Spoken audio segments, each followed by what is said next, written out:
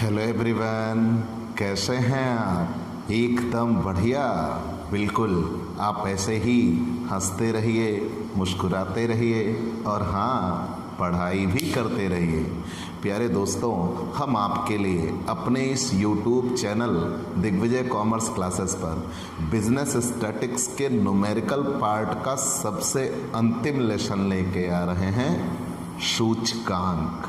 मतलब अब तक हमने बिजनेस स्टैटिक्स के सारे न्यूमेरिकल लेसन उनको एक तरफ से उनके सारे रूल्स और सारे प्रैक्टिकल क्वेश्चन 1 बाय 1 आपको पढ़ा चुके हैं, जिनके नोट्स भी आपने बना लिए हैं और एक तरफ से हमने सारे प्रैक्टिकल क्वेश्चन सॉल्व कराए हैं। अगर आप नए जुड़े हैं तो सबसे पहले हमारे इस YouTube channel Digvijay commerce classes को सब्सक्राइब करिए, शेयर करिए, बेल आइकन दबाइए। और हाँ, अगर आप हमसे स्टैट्स विधिवत 1 बाय 1 सारे रूल्स, रेगुलेशन, प्रैक्टिकल क्वेश्चन पढ़ना चाहते हैं तो आप हमसे पेड क्लास लीजिए। पेड क्लास पाने के लिए आप हमारे व्हाट्सएप नंबर पर व्हाट्सएप करिए, मैसेज करिए, आपको पेड क्लास की पूरी जानकारी दे दी जाएगी, जिसमें आप थोड़े से शुल्क का भुगतान करके अपनी पढ़ाई को नियमित तौर पर जारी रख सकते हैं। बिल्कुल ऑफलाइन पढ़ाई जैसा, क्लासरूम पढ़ाई जैसा या उससे भी कहीं अच्छा। मतलब ये कि आप जब चाहिएगा, जैसी पढ़ाई चाहिएगा, दिग्विजय कॉमर्स क्लासेस आपको वैसी पढ़ाई देगा, बहुत न्यूनतम शुल्क में। ठीक है भाई, ऑफलाइन पढ़ाई पढ़ते हो, क्लासरूम पढ़ाई पढ़ते हो, फीस देते हो ना, बिल्कुल वैसा आप थोड़े से शुल्क का भुगतान करिए और आपको रेगुलर पढ़ाई मिल जाएगी। ठीक है, तो चलिए आज की क्लास शुरू करते हैं। और हाँ, सबसे पहले सब्सक्राइब जरूर कर दीजिए अगर आपने अब तक सब्सक्राइब नहीं किया है तो। सूचकांक, सूचकांक कहते किसे हैं? पहले ये जान लेते हैं कि इंडेक्स नंबर होती क्या है, फिर आगे हम इस लेसन में आगे बढ़ चलेंगे। तो आपने ये जाना है कि प्रकृति में हर क्षण परिवर्तन होता है। भाई तुलसीदास जी ने रामायण में लिखा है, परिवर्तन प्रकृति का शाश्वत सत्य है। मतलब ये कि परिवर्तन निश्चित ही होगा, ये सत्य है। और अगर परिवर्तन होगा तो उस परिवर्तन का प्रभाव हर क्षेत्र में देखने को मिलेगा, जैसे सामाजिक, राजनीतिक। भाई राजनीतिक क्षेत्र में परिवर्तन होता है, 5 साल सरकार इनकी है, 5 साल उनकी होगी, परिवर्तन होता है। तो बिल्कुल वैसे हर जगह पर परिवर्तन देखने को मिलता है। आप छोटे थे, परिवर्तन हुआ, आप बड़े हुए हो। ठीक है, आज आप अभी बड़े हो, कल आप वृद्ध भी होंगे। तो परिवर्तन प्रकृति का शाश्वत सत्य है, सबने इसको माना है। लेकिन रामायण में तुलसीदास जी ने एक गलती कर दी। उन्होंने क्या किया? लिखा ऊसर वर्षें तृण नहीं जामा। उन्होंने लिखा, रामायण में लिखी सारी बातें एकदम सही हैं, लेकिन उन्होंने लिखा ऊसर वर्षें तृण नहीं जामा, कि ऊसर में बरसने पर घास भी नहीं उगती, कसम से इन्हीं आँखों से ऊसर में धान लगे हुए देखा है। तो मतलब ये विज्ञान का चमत्कार है। तो आप जानते रहिए कि परिवर्तन प्रकृति का शाश्वत सत्य है। उन्होंने भी ये लिखा था कि परिवर्तन होगा। शायद इस बात को बताते समय वो भूल गए कि ऊसर वर्षें तृण नहीं जामा में भी परिवर्तन होगा, लेकिन जाने दीजिए। तो मेरा कहने का तात्पर्य है कि परिवर्तन प्रकृति का शाश्वत सत्य है। मतलब हर एक क्षेत्र में हमको परिवर्तन देखने को मिलता है। अगर ये सत्य है तो परिवर्तन आर्थिक और व्यावसायिक क्षेत्रों में भी होंगे, लेकिन ये परिवर्तन बहुत ही महत्वपूर्ण होते हैं। आर्थिक और व्यावसायिक क्षेत्र में होने वाले परिवर्तन बहुत ही महत्वपूर्ण होते हैं और इनका अध्ययन करना परम आवश्यक है। अगर इनका अध्ययन ना किया तो हमें आर्थिक गतिविधियों का पता नहीं लगेगा, और व्यावसायिक गतिविधियां अगर नहीं समझ में आई तो आपके व्यवसाय करने का अर्थ ही महत्वहीन हो सकता है। तो इसलिए आर्थिक और व्यावसायिक क्षेत्रों में होने वाले परिवर्तन का विशेष अध्ययन करना आवश्यक होता है। ठीक, इनका समय समय पर माप करना अत्यंत आवश्यक है, लेकिन इनकी प्रत्यक्ष माप संभव नहीं होती। जब इनकी प्रत्यक्ष माप संभव ना हो, मतलब आर्थिक और व्यावसायिक परिवर्तनों की जब प्रत्यक्ष माप संभव ना हो तो उसकी हम सापेक्ष माप ज्ञात करते हैं, और उसकी यही सापेक्ष माप ही सूचकांक, सूचनांक या इंडेक्स नंबर मूल्यानुपात भी कहलाती है। ठीक है, आपने पूरी परिभाषा क्या जान लिया कि प्रकृति का शाश्वत सत्य परिवर्तन है। प्रकृति में हर क्षण परिवर्तन होगा और ये परिवर्तन इतने महत्वपूर्ण होंगे कि वो सामाजिक, राजनैतिक, आर्थिक, व्यावसायिक हर क्षेत्रों में परिवर्तन कर देंगे। अगर आर्थिक और व्यावसायिक क्षेत्रों में परिवर्तन होगा तो इनकी माप करना अत्यंत आवश्यक है कि परिवर्तन हुआ, किस दिशा में हुआ, कितना हुआ। इन बातों का पता लगाने के लिए हम इसकी माप करते हैं। कारण अगर आर्थिक और व्यावसायिक क्षेत्रों में परिवर्तन को हमने ना जाना तो हमारा व्यवसाय करने का उद्देश्य ही महत्वहीन हो सकता है, इसलिए हम इनकी माप करते हैं। लेकिन जब आर्थिक और व्यावसायिक क्षेत्रों में होने वाले परिवर्तन की प्रत्यक्ष माप संभव ना हो तो उसकी सापेक्ष माप ज्ञात की जाती है और ये की जाने वाली सापेक्ष माप ही सूचकांक, देशांक, सूचनांक या इंडेक्स नंबर, प्राइस रिलेटिव मूल्यानुपात कहलाती है। ठीक है, आपने सूचकांक जान लिया। ध्यान देना बेटा कि आपने ये जाना है कि जिन घटनाओं या परिवर्तनों का, एक टॉपिक नोट करना, जिन घटनाओं या परिवर्तनों का प्रत्यक्ष माप संभव नहीं होता, जिन घटनाओं या परिवर्तनों का प्रत्यक्ष माप संभव नहीं होता, उनका हम सापेक्ष माप ज्ञात करते हैं और वो निकाले जाने वाला सापेक्ष माप ही सूचकांक कहलाता है। तो जिन घटनाओं का या परिवर्तनों का प्रत्यक्ष माप संभव ना हो तो जब हम उनका सापेक्ष माप ज्ञात करते हैं वही सूचकांक कहलाता है। तो कई लोगों ने अपनी अपनी डेफिनेशन दी है, जिनकी आपको अच्छी लगे उनकी याद कर लेना। मेरी बुक में कई डेफिनेशन दिख रही हैं, ये रहा आपकी स्क्रीन पे मैंने लगा दिया। लिखा हुआ है क्रॉक्सटन एवं काउडेन के अनुसार कि सूचकांक संबंधित चरों के परिणाम में होने वाले अंतरों, सूचकांक संबंधित चरों के परिणामों में होने वाले अंतरों के मापन की विधियां हैं। ठीक है, कि जो संबंधित चर होते हैं उनमें परिणाम में होने वाले परिवर्तन को जब हम मापते हैं, मापने के लिए जिस विधि का प्रयोग करते हैं वही विधि सूचकांक कहलाती है। ऐसे ही डॉक्टर ए.एल. बाउले ने लिखा है कि सूचकांक अंकों की ऐसी श्रेणी है जो अपने उच्चावचनों एवं प्रवृत्ति के द्वारा उस परिमाण के परिवर्तनों को प्रदर्शित करती है जिससे वह संबंधित होती है। तो ऐसे ही आपको कई परिभाषाएं मिल जाएंगी, जिनकी आपको याद करना हो उनकी आप याद कर सकते हैं। ठीक है प्यारे दोस्तों, आप ये जानते हो कि परिवर्तन होगा और इसका एक नाम आपने पढ़ा, मूल्यानुपात। अब हम आपको कुछ व्यवहारिक ज्ञान पे लेके चलते हैं।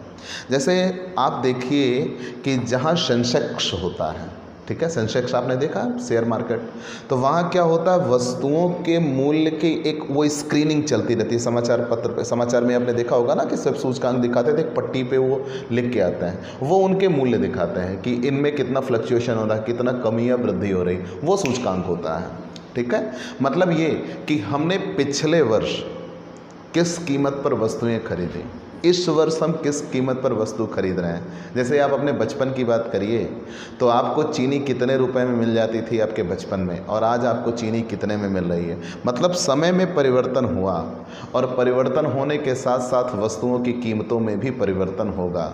उनका ही अध्ययन यहाँ पे किया जाएगा, वो कहलाएंगे सूचकांक, इंडेक्स नंबर। ठीक है, लेकिन ये प्रत्यक्ष माप ना होकर कौन सी माप होगी, सापेक्ष माप होगी। प्रत्यक्ष माप में ये होता है कि जिस आंकड़ों में, जिस क्रम में आपको सूचना या संदेश दिया गया है या डाटा दिया गया है, उसी मात्रा में ही आप रिजल्ट निकालते हो, प्रत्यक्ष माप कहलाती है। और सापेक्ष माप जब उसका तुलनात्मक प्रदर्शन करना हो तो आप कौन सी माप निकालते हो, सापेक्ष माप निकालते हो। चलिए, ये चीज़ें आपने जान लिया है। तो सूचकांक की गणना विधियाँ, ध्यान देना बेटा, आपकी किताब में बहुत सारी गणना विधियाँ हैं, लेकिन एग्ज़ाम के पर्पज़ से जितनी इम्पोर्टेंस है वो उतनी ही हम पढ़ा रहे हैं। आप कह सकते हो इतनी ही आपके सिलेबस में है। ठीक है, सूचकांक की गणना विधियाँ, सूचकांक गणना विधियाँ, सूचकांक की गणना विधियाँ।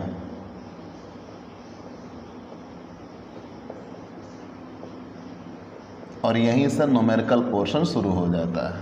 ठीक है। इसका थ्योरेटिकल क्वेश्चन सिर्फ इतना आ सकता है कि सूचकांक से आप क्या समझते हैं, परिभाषा दीजिए। तो मैंने उतना ही बताया, बाकी और सूचकांक के महत्व एवं प्रयोग हम आगे बता देंगे, ठीक है। तो सूचकांक की गणना विधियाँ, सूचकांक की गणना विधियाँ होती क्या हैं? आप सूचकांक जान गए हैं, सूचकांक कहते किसे हैं? अगर आपने सूचकांक जान लिया है तो अब आपको सूचकांक निकालना सीखना होगा। तो सूचकांक की गणना विधियाँ, सूचकांक की गणना विधियाँ दो हैं। एक होती है एक वस्तु के लिए, एक वस्तु के लिए मतलब जब वर्ष में केवल एक वस्तु की सूचना दी गई हो और आप उसके लिए आंकड़े निकाल रहे हो। और एक होती है वस्तुओं के समूह के लिए, एक वस्तु के लिए और एक होती है वस्तुओं के समूह के लिए, वस्तुओं के समूह के लिए, ठीक। एक होती है एक वस्तु के लिए, एक होती है वस्तुओं के समूह के लिए। तो जब एक वस्तु के लिए आप पढ़ते हैं तो इसमें दो होती हैं, इसमें दो होती हैं। एक होती है स्थिर आधार, एक होती है स्थिर आधार। बेटे मिनट भाई, जिस क्रम में आपकी बुक में दिया हो उसी क्रम में बनाएं जी। स्थिर आधार और एक होती है चाल आधार। स्थिर आधार ये फॉर वन गुड्स और फॉर ग्रुप ऑफ गुड्स, एक वस्तु के लिए और एक वस्तुओं के समूह के लिए, फॉर ए सिंगल, ठीक है, आइटम और for a group of item. इधर आ गए फिक्स्ड बेस और चल आधार को क्या कहा जाएगा? फिक्स्ड बेस, चल आधार को चेन बेस। ध्यान देना, लिख देते हैं फिक्स्ड बेस, इसको क्या कहा जाएगा? चेन बेस, ठीक। फिक्स्ड बेस में भी दो होते हैं, कौन से?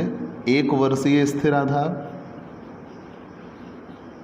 एक वर्षीय स्थिर आधार मतलब जब हम एक वर्ष को स्थिर आधार माने, और यहाँ बहुवर्षीय स्थिर आधार मतलब एक से ज़्यादा वर्षों को स्थिर आधार माना जाए, बहुवर्षीय स्थिर आधार। एक वर्षीय स्थिर आधार और यहाँ बहुवर्षीय स्थिर आधार, ठीक है।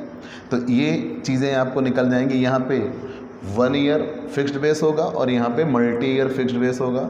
तो ध्यान देना बेटा, आपको पढ़ना है सूचकांक गणना की विधियाँ। तो सूचकांक गणना की विधियाँ या सूचकांक की गणना विधियाँ में आपको दो नियम मिलेंगे, एक वस्तु के लिए और एक वस्तुओं के समूह के लिए। जब आप आते हैं एक वस्तु के लिए तो इसमें दो होते हैं, एक स्थिर आधार, एक चल आधार। स्थिर आधार में दो होता है, एक वर्षीय स्थिर आधार और एक होता है बहुवर्षीय स्थिर आधार। अब आते हैं वस्तुओं के समूह के लिए, इसमें भी दो हैं, एक सरल मेथड होता है, एक भारित होता है। फिर सरल में कई होते हैं, फिर भारित में कई होते हैं, लेकिन आप ये सब भूल जाइए। आपको यहाँ पे केवल और केवल एक पढ़ना है, मुख्यतः फिशर का आइडियल इंडेक्स नंबर, फिशर का आदर्श सूचकांक, आइडियल इंडेक्स नंबर, फिशर का आदर्श सूचकांक पढ़ना है। लेकिन आपने ये पढ़ लिया तो चूंकि ये दो चीज़ों के या दो सूचकांकों को मिला के बनाया गया है, एक किसका? लेस्पियरे का, लेस्पियरे का, ठीक है, और एक पास्चे का। कहीं कहीं पासे लिखा होता है, कहीं कहीं पास्चे लिखा होता है। इन दोनों के सूचकांकों को मिला के ये बनाया गया है।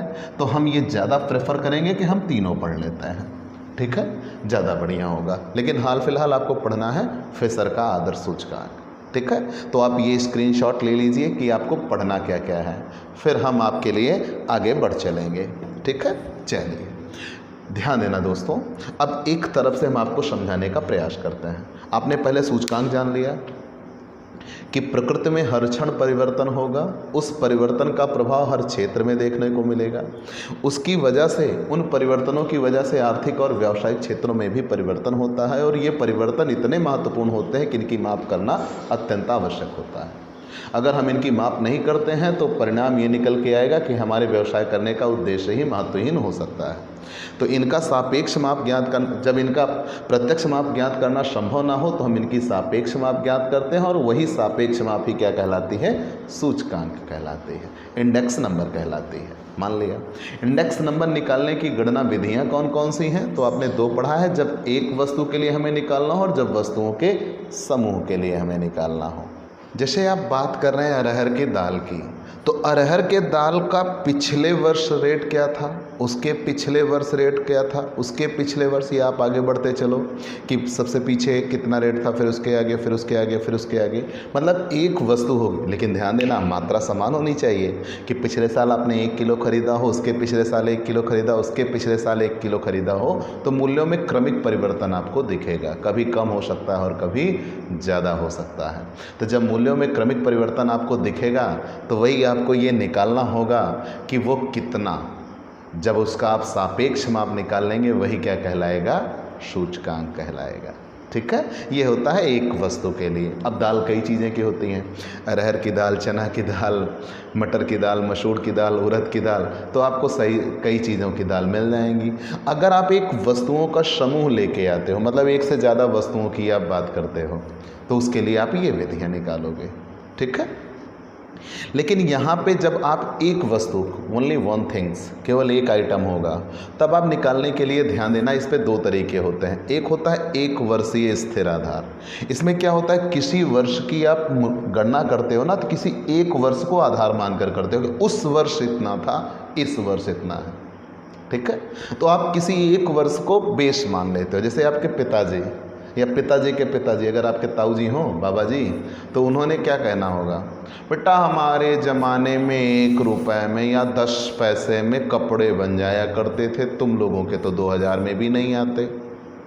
वो उन ज़माने में, तो आपकी ये बात होगी कि उन ज़माने में उस 10 पैसे की वैल्यू कितनी थी, आज 2000 की वैल्यू कितनी है। समय परिवर्तित हुआ, समय के परिवर्तन के साथ वो चीज़ें आगे बढ़ी, वो सूचकांक दर्शाता है, वो आपको जानना चाहिए। ठीक है, तो मतलब अब जैसे जैसे समय बदलता गया, समय बदलने के साथ साथ जो मूल्यों में परिवर्तन हुआ, उनका यहाँ पे आप अध्ययन करने चल रहे हैं। ठीक है, तो एक होता है एक वर्ष को आप स्थिर मान लेते हो, किसी एक वर्ष को आप फिक्स मान दोगे और उसी के आधार पर आप आगे बढ़ोगे। दूसरा चल आधार। चल आधार मतलब यहाँ कोई फिक्स नहीं होता और प्रत्येक वर्ष के लिए उसका पिछला वर्ष आधार हो जाता है। ठीक है, मतलब हमेशा, जैसे 1990, 91, 92, 93, 94, 95 का निकालना है तो 90 91 के लिए आधार हो जाएगा, 91 92 के लिए आधार हो जाएगा, 92 93 के लिए आधार हो जाएगा। प्रत्येक वर्ष के लिए उसका पिछला वर्ष ही आधार हो जाता है। और यहाँ पे क्या होता है, एक वर्ष स्थिर मान लिया, जैसे 90, 91, 92, 93, 94, 95 कहा गया 90 के आधार पर निकालिए, तो प्रत्येक वर्ष की तुलना किस वर्ष से की जाएगी, सन 1990 से की जाएगी। और यहाँ प्रत्येक वर्ष की तुलना उसके पिछले वर्ष से की जाएगी। ठीक है, तो वो चल आधार होता है। अब स्थिर आधार में 2 नियम होते हैं, एक तो हम केवल एक वर्ष को स्थिर आधार मान सकता है, जैसा मैंने अभी उदाहरण दिया, और एक होता है कि एक से ज़्यादा वर्षों को स्थिर आधार माने, तो वहाँ पे हम क्या करते हैं, सबका एवरेज निकाल के तब उसके आधार पर चर्चा करते हैं, तो उसे बहुवर्षीय स्थिर आधार कहते हैं। तो चलिए हम अब इनके फॉर्मूलों पे चलते हैं और इनके प्रैक्टिकल क्वेश्चंस पर। तो ध्यान देना, हमारी मजबूरी है, मैंने पहले ही बताया, मैंने आज तक सारे क्वेश्चन सॉल्व करवाए हैं। ठीक है, प्रैक्टिकल क्वेश्चन सॉल्व करवाए हैं, लेकिन चूंकि यहाँ सारे पढ़ने नहीं हैं, ठीक है, तो हम जितनी चीज़ें पढ़ने हैं उनके रूल पर ही टिके रहना चाहते हैं, इसलिए मैं इलस्ट्रेशन सॉल्व करवा रहा हूँ। आपको जहाँ नहीं आएगा वो हम ज़रूर बताएंगे और आपको प्रैक्टिस के क्वेश्चन भी देंगे। ठीक है, चूँकि ढूंढ ढूंढ के करना पड़ेगा, इसलिए हमने ऐसा निर्णय लिया है ताकि आपका समय बचाया जा सके। तो चलिए हम आते हैं, सबसे पहले एक वस्तु के लिए सूचकांक की गणना करेंगे। तो हम इसे मिटाना चाहेंगे।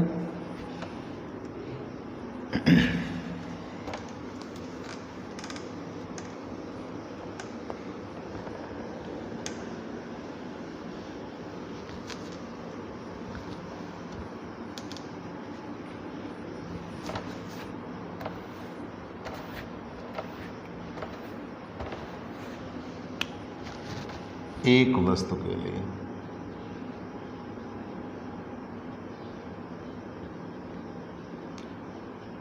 एक वस्तु के लिए सूचकांक की गणना। तो जब हम एक वस्तु के लिए हैं तो यहाँ 2 नियम था, कौन कौन सा, एक तो स्थिर आधार था, एक चल आधार। तो हम किस नियम के लिए आ रहे हैं, स्थिर आधार के लिए। स्थिर आधार में भी कितने नियम थे, 2 नियम थे। स्थिर आधार में भी 2 नियम थे। पहला एक वर्षीय स्थिर आधार था, पहला कौन सा था, एक वर्षीय स्थिर आधार। तो जब एक वर्षीय स्थिर आधार हो तो सूत्र क्या होगा, एक वर्षीय स्थिर आधार। तो यहाँ पे इंडेक्स नंबर बराबर P1 अपान P0 इंटू 100 होता है। ठीक है, यहाँ पे सूत्र क्या होता है, इंडेक्स नंबर बराबर P1 अपान P0 इंटू 100। तो P1 बराबर चालू वर्ष का मूल्य, और इसे इंडेक्स नंबर या IR भी कहा जाता है, प्राइस रिलेटिव, या PR भी कहा जाता है। इंडेक्स नंबर बराबर चालू वर्ष का मूल्य P1 बराबर, P0 बराबर आधार वर्ष का मूल्य। ठीक, और उसके आधार पर ही आप इसकी गणना कर देंगे। तो ध्यान दिए रहना बेटा, हमने ये बताया एक वस्तु के लिए हम निकालेंगे।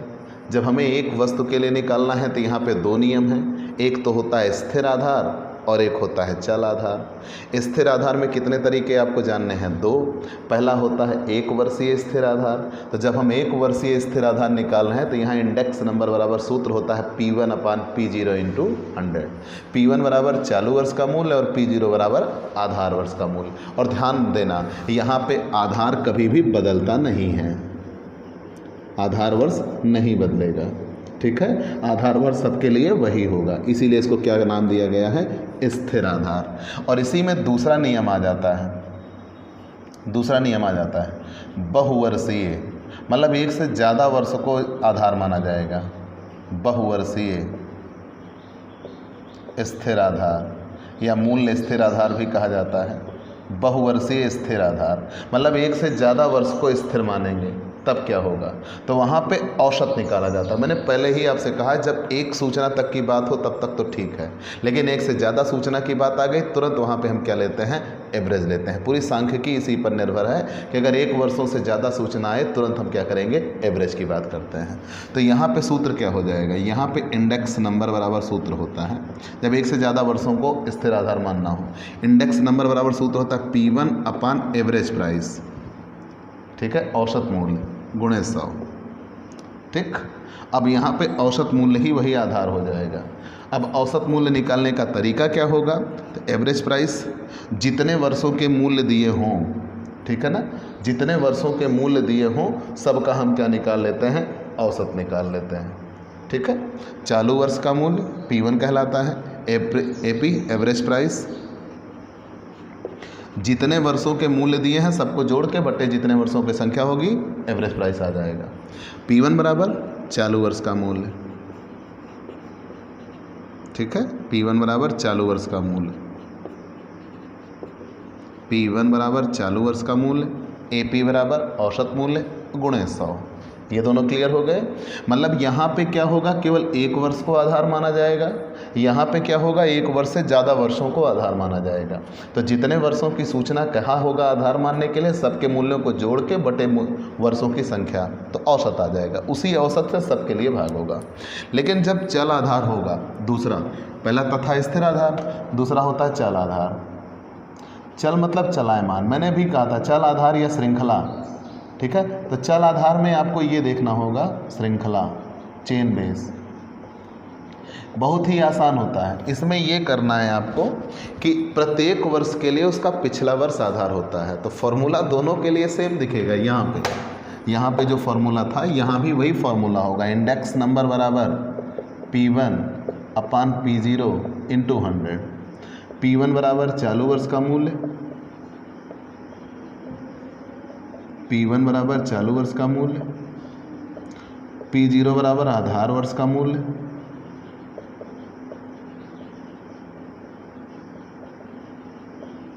ठीक। और नोट, प्रत्येक वर्ष के लिए उसका पिछला वर्ष आधार होगा, प्रत्येक वर्ष के लिए उसका पिछला वर्ष आधार होगा।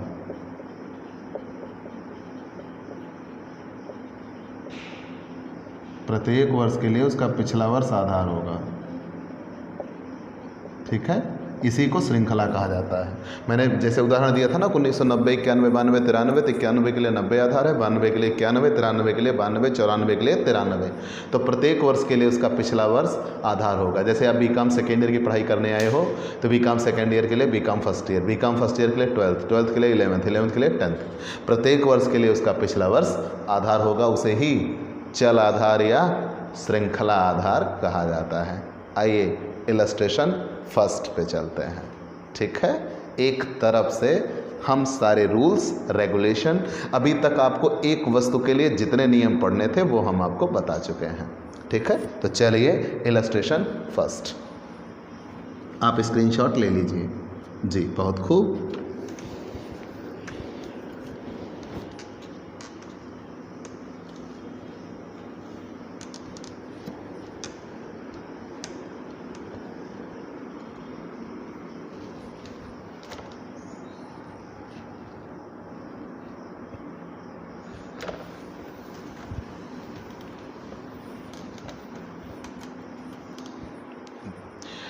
आप ये विशेष ध्यान रखना, मैंने ये कहा कि सूचकांक कहते किसे हैं, कि मैंने ये कहा कि परिवर्तन प्रकृति का शाश्वत सत्य है।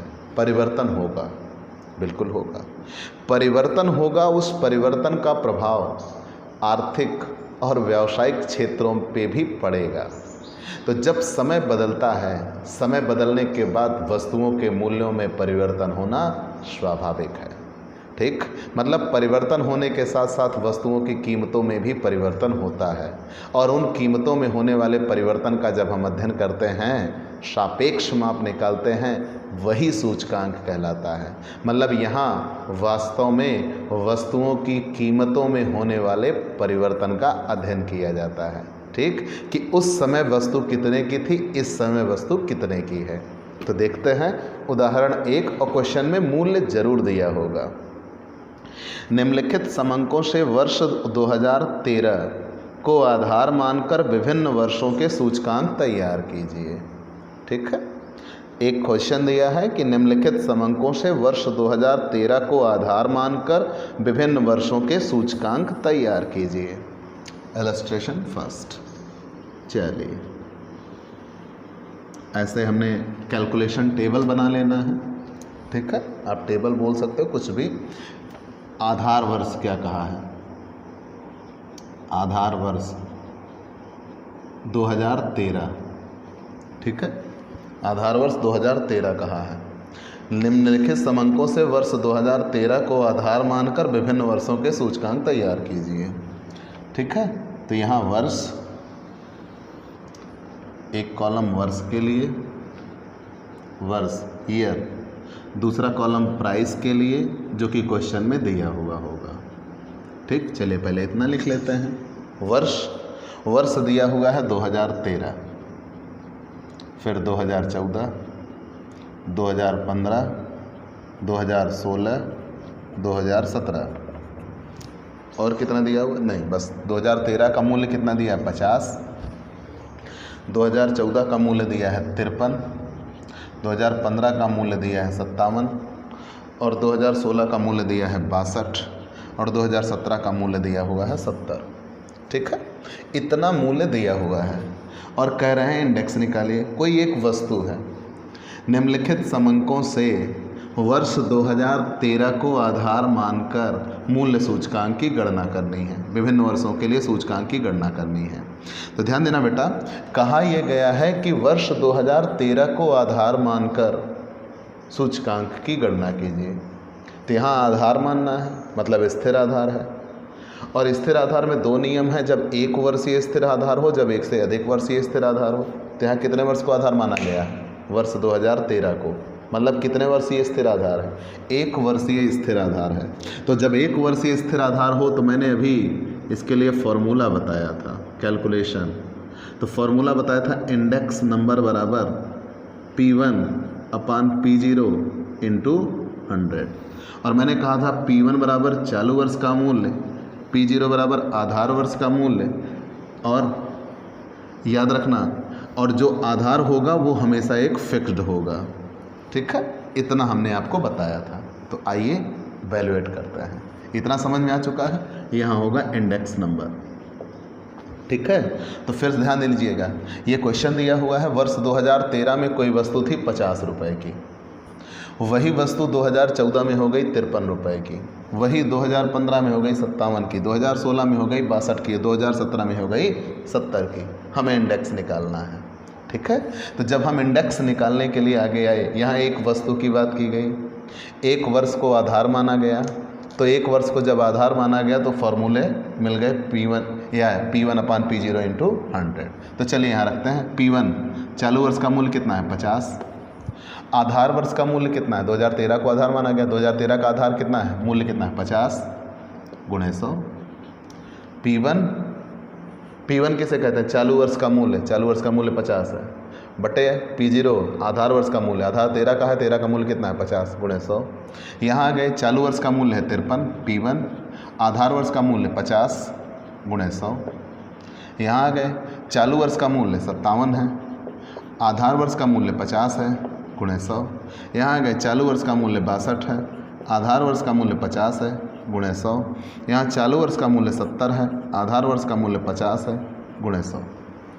ठीक है, इधर आते हैं 100, इधर आते हैं 106, इधर आते हैं 114। भाई इससे इसको कट करो 2 और 2 से गुणा करते हुए चले जाओ।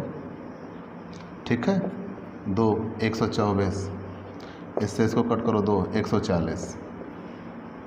ठीक, और ये जो निकल गया 100 106 114 124 140 यही इंडेक्स नंबर हैं और यही आंसर हो जाएंगे। कंफर्म। तो वर्ष 2013 के लिए सूचकांक कितना होगा 100, 2014 के लिए सूचकांक कितना होगा 106, 2015 के लिए 114, 2016 के लिए 124 और 2017 के लिए 140। तो इससे आसान क्वेश्चन तो कोई नहीं दिखा होगा, बिल्कुल। लेकिन याद रखिए ये एग्ज़ाम में आते हुए रहे हैं और बहुत ही इम्पोर्टेंट क्वेश्चन है। ठीक है, तो अगर आप रूल जानते हैं तो आसानी से लगा लेंगे। मैथ्स तो बहुत इजी है बेटा, ठीक है, बहुत ज़्यादा इजी है। चलिए हम आगे आते हैं दूसरे क्वेश्चन पर। ठीक है, आप स्क्रीनशॉट ले लीजिए जी। आप पहले विधि पहचान लीजिएगा, क्योंकि 1 वर्ष को स्थिर आधार कहा था इसलिए ऐसा हुआ।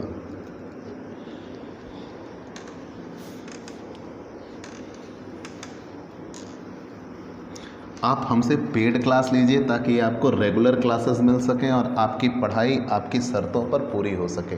तो आप हमसे पेड क्लास लीजिए और आप हर एक सब्जेक्ट की क्लासेस, कोचिंग क्लासेस यहाँ पर आपको मिलेंगी।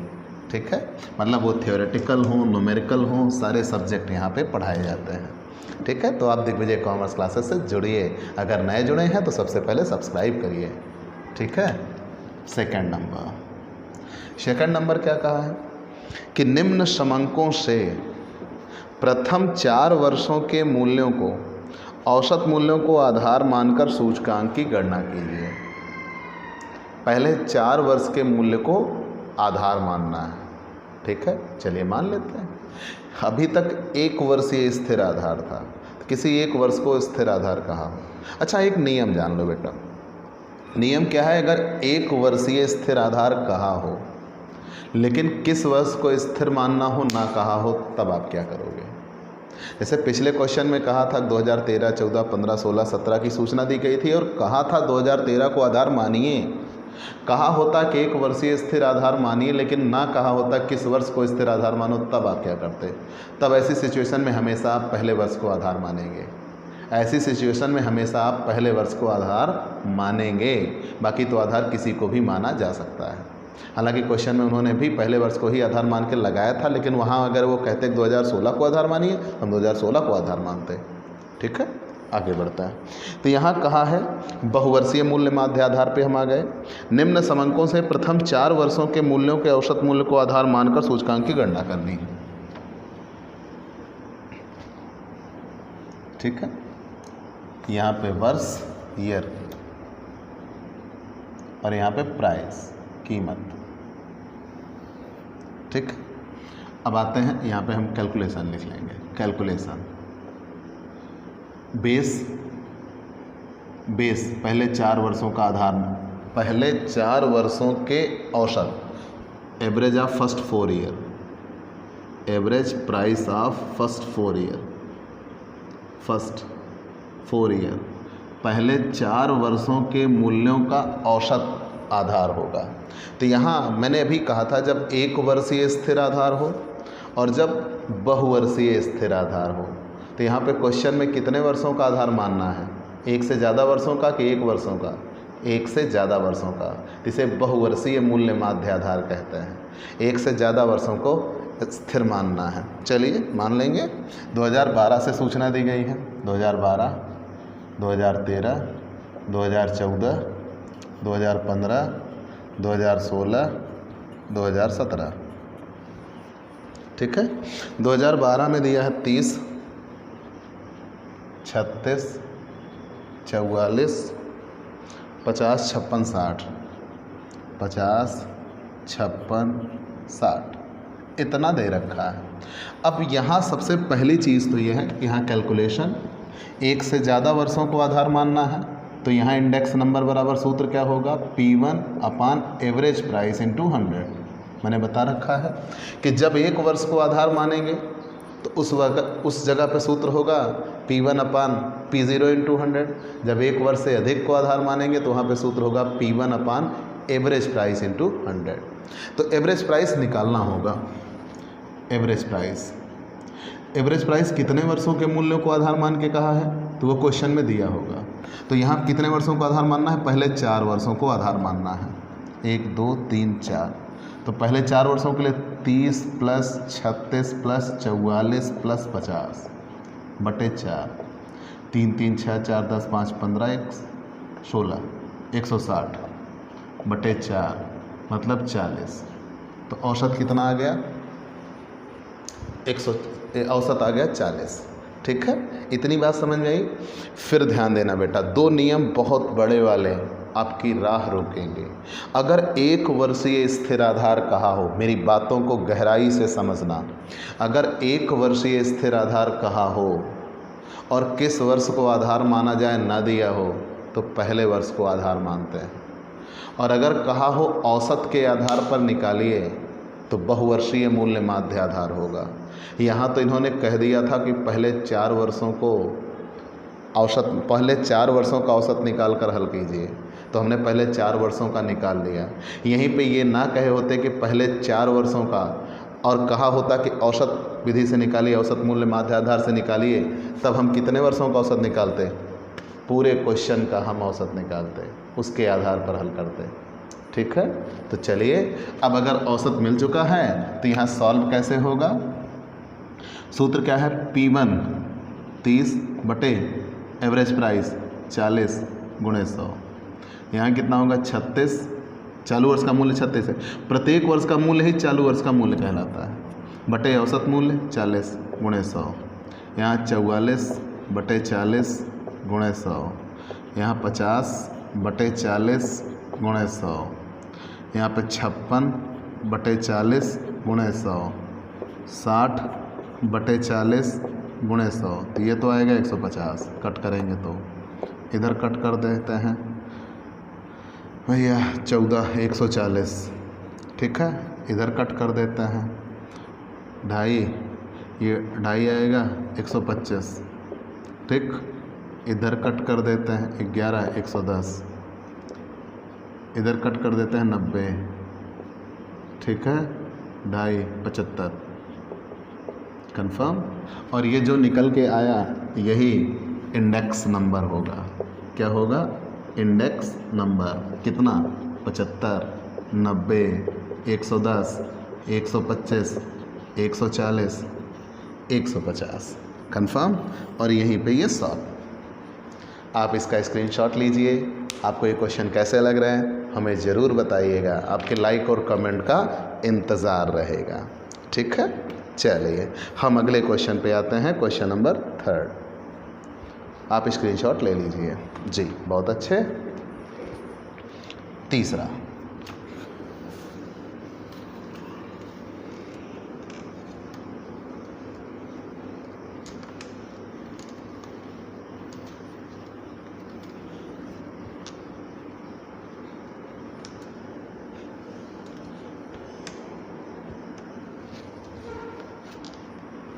क्वेश्चन में कहा है निम्न समंकों से औसत मूल्य को आधार मानकर मूल्य सूचकांक की गणना कीजिए। क्वेश्चन में कहा है निम्न समंकों से औसत मूल्य को आधार मानकर मूल्य सूचकांक की गणना कीजिए। कितने वर्षों का औसत निकालना है, नहीं कहा ना, मैंने भी बताया था। अगर जब प्रश्न में कहा हो आप इतने वर्षों का औसत मानिए तो हम तो उतने वर्ष का ही औसत निकालेंगे। लेकिन जब प्रश्न में कहा हो औसत मानकर हल करिए लेकिन वर्षों की सूचना ना दी हो तो जितने वर्ष प्रश्न में दिए हम सबको औसत मानेंगे, सबके लिए हम औसत निकाल लेंगे। तो निम्न समंकों से औसत मूल्य को आधार मानकर मूल्य सूचकांक की गणना कीजिए। ठीक है। थर्ड, यहाँ पे ईयर, वर्ष, प्राइस, कैलकुलेशन। कैलकुलेशन में हम यहाँ फॉर्मूला लिखते हैं कैसे कैलकुलेट करते हैं। ठीक है।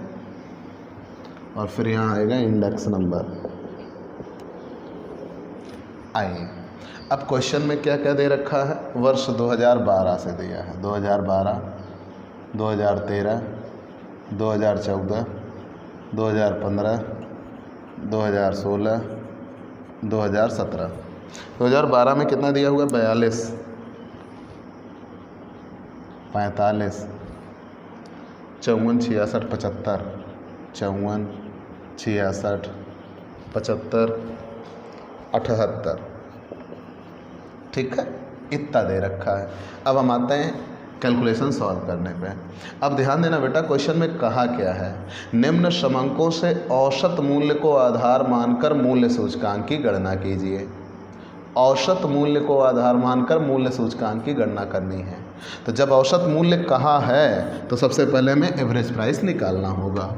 और क्वेश्चन में एवरेज प्राइस निकालने के लिए कुछ दिया नहीं है कितने वर्षों का औसत निकालें। तो जब कभी ऐसी सूचना कही हो कि औसत मूल्यों को आधार मानकर निकालिए, लेकिन प्रश्न में औसत कितने का निकाला जाए ना दिया हो, तो जितनी सूचना होगी सबका औसत निकाला जाएगा। पिछले क्वेश्चन में कहा था कितने वर्षों का औसत निकालिए, 4 वर्षों का, तो हमने केवल 4 वर्षों का औसत निकाल लिया। लेकिन यहाँ पर वर्षों की संख्या नहीं दी है तो हम प्रत्येक का औसत निकालेंगे। तो कितना, 42 plus 45 plus 54 plus 66 plus 75 plus 78, सबको जोड़ के बटे 6 वर्षों की सूचना है 6, 4 4 8 5 13 6 19 7 26 7 35 330 8 5 13 6 19 4 23 5 28 2 30 360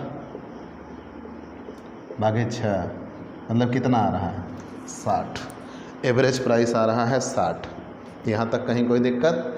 अब कैलकुलेशन के लिए सूत्र क्या होगा, तो इंडेक्स नंबर बराबर P1 अपान एवरेज प्राइस इंटू 100।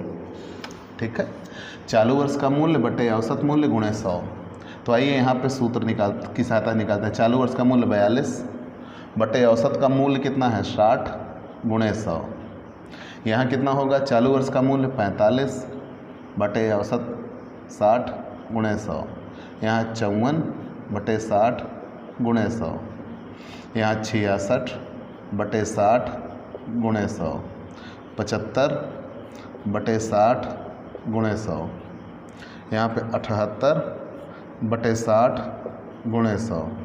ठीक है, कट कर लेते हैं। 13 6 78 130, इधर कट कर लेते हैं।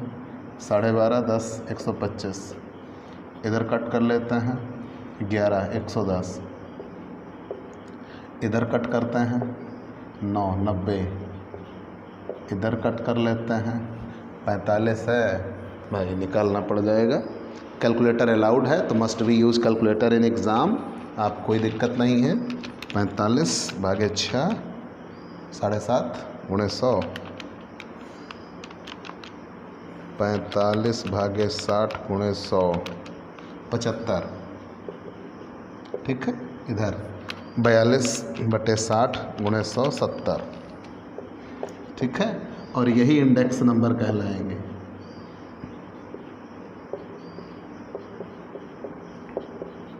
यही इंडेक्स नंबर कहलाएंगे। अब ध्यान दीजिएगा, ये क्वेश्चन बहुत ही आसानी से लग गए, लेकिन अब इनमें कुछ ट्रिकी क्वेश्चन भी होंगे। लेकिन याद रखना, सूचकांक तभी निकाला जा सकता है जब मात्रा समान हो, परिवर्तन मूल्यों में हो। तो आप याद रखना हमेशा, मैंने पहले ही कहा, इसीलिए इसको मूल्यानुपात कहा जाता है। समय बदलेगा, समय बदलने के साथ साथ मूल्य बदलेगा, तो समय में बदलाव मूल्य में परिवर्तन का कारण होता है। तो जब समय बदला, मूल्य बदला, तो हमें सूचकांक निकालना होगा। तो अभी तक आपने जब क्वेश्चन लिखा तो यहाँ पर ये कहा कि वर्ष में ये मूल्य था, उस वर्ष में ये मूल्य था, उस वर्ष में ये मूल्य था। मात्रा का कहीं जिक्र नहीं किया गया, मतलब हर जगह मात्रा एक निश्चित रही होगी। अगर 1 किलो की बात की होगी तो हर जगह 1 किलो है, अगर 10 किलो की बात की होगी तो हर जगह 10 किलो है।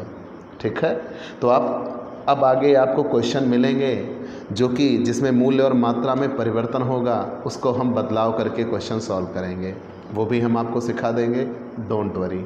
लेकिन आज पहले हम आपको रूल्स सारे सिखाना चाहते थे।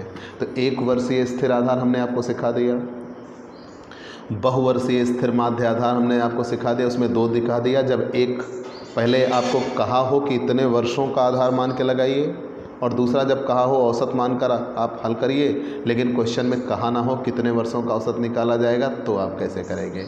अब एक क्वेश्चन आपको चल आधार या श्रृंखला आधार, ठीक है, श्रृंखला आधार रीत से, चलिए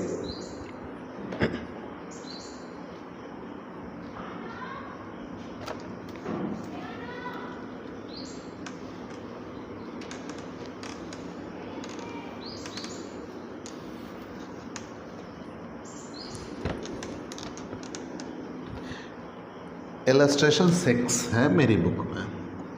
कहा है निम्न समंकों से श्रृंखला आधार, एग्जाम में आया हुआ क्वेश्चन है, top selected top rated question और वेरी इजीएस्ट क्वेश्चन है आपकी बुक का। ठीक है, पूरे 10 नंबर में आता है। निम्न समंकों से श्रृंखला आधार सूचकांक की रचना कीजिए। तो निम्न समंकों से श्रृंखला आधार सूचकांक की रचना करनी है। वर्ष दिया है 2012 से, ईयर,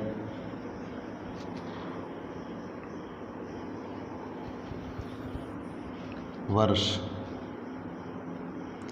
प्राइस, इधर कैलकुलेशन, ठीक, और फिर at the end index number, index number, index number. ठीक है, चलिए वर्ष 2012 से दे रखा है 2017 तक, 2012, 2013, 2014, 2015, 2016, 2017।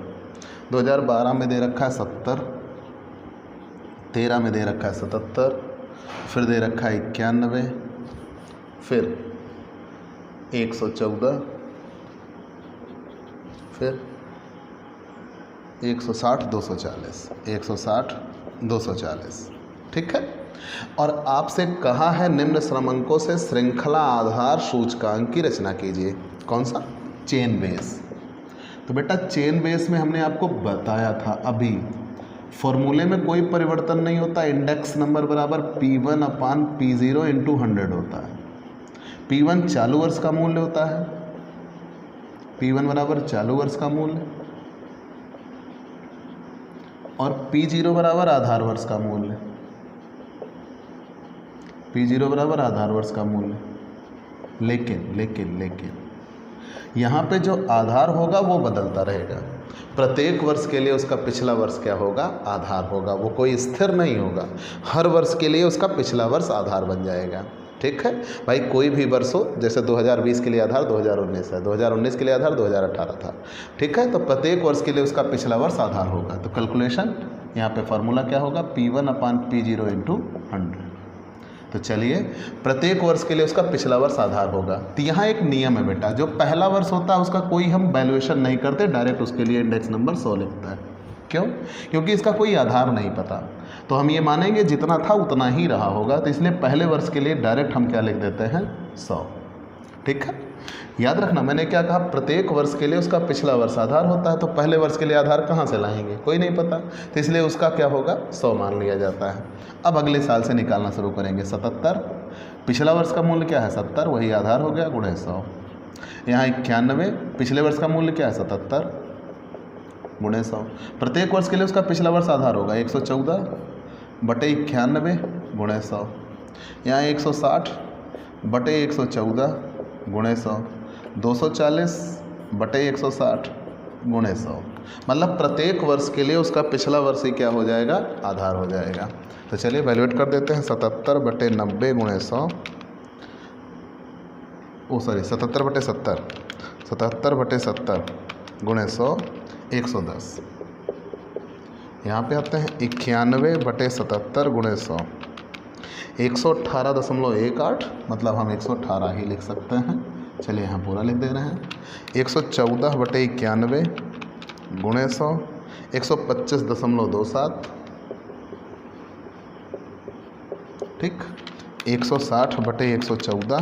पेपर में कैलकुलेटर अलाउड है तो आप बिल्कुल बेझिझक कैलकुलेटर का प्रयोग करिएगा। 140.35, यहाँ पे 240 भागे 160 × 100, 150, ठीक है।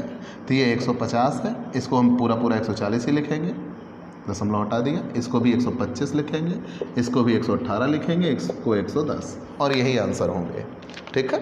तो जो इंडेक्स नंबर निकल के आए यही आपके लिए उत्तर हो जाएंगे।